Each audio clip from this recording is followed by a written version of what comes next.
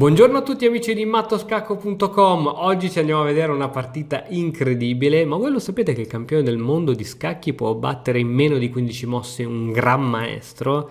Non ci credete? E andiamo a vederlo. In questa partita Carlsen gioca con il bianco, il suo avversario, siccome è una partita online non si sa il nome ma è un gran maestro. Carlsen gioca insieme a un maestro internazionale, praticamente il maestro internazionale suggerisce non le mosse a Carlsen, ma dice solamente, per esempio, dice alla prima mossa pedone, quindi Carlsen può scegliere quali dei pedoni giocare.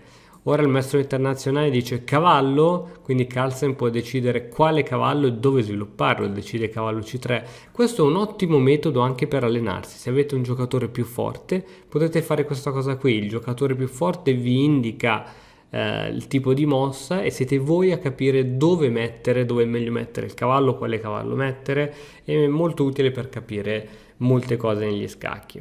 A6, a questo punto viene detto pawn, muove il pedone, Carlsen gioca G3, B5 con l'idea di togliere il più possibile lo spazio a questo cavallo, e questi pedoni sono minacciosi. Ovviamente il nero avendo spinto tutti questi pedoni inizia a essere indietro di sviluppo.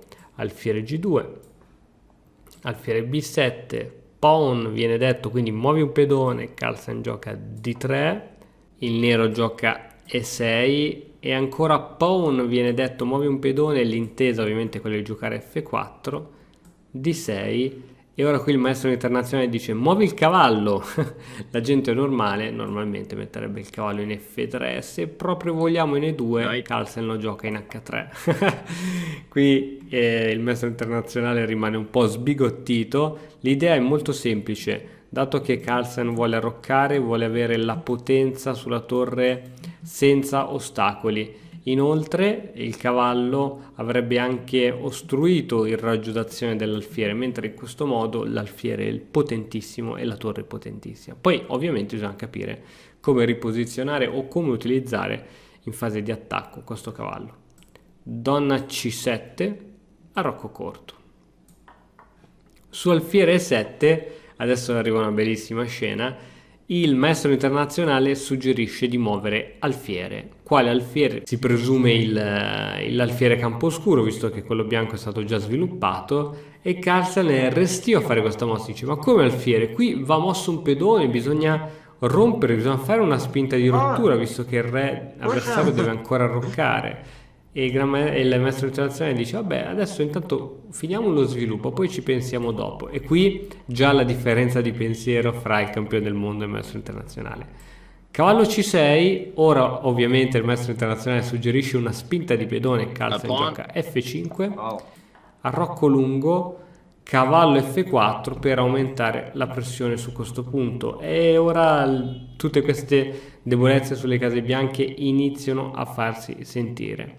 Dopo un bel po' di pensata il gran maestro col nero decide di giocare E5, ma E5 porta con sé un grave problema. E il problema è quello che il cavallo ora va in D5, prende questo buco fortissimo. D'altronde la donna avversaria non ha neanche troppe case dove andare, probabilmente la migliore è in A5. Il nero gioca donna B8, attenzione che donna B8 porta un altro problema, lascia questa casa libera che permette al cavallo di entrare, e ora scacco matto. Alla prossima. Scacco, qui il re non può andare perché c'è il cavallo, re C7 minacciando il cavallo, ma l'altro cavallo arriva al supporto sia dell'altro cavallo che da scacco, e ovviamente il re non ha alcun tipo di via d'uscita.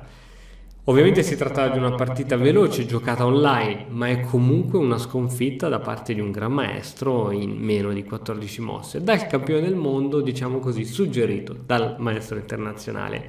Bene, spero che anche questa partita ti sia piaciuta, veloce, quelle che vengono chiamate miniature. Se sì, lascia un like, un commento e iscriviti al canale. Noi ci vediamo presto con un altro nuovo video. Ciao!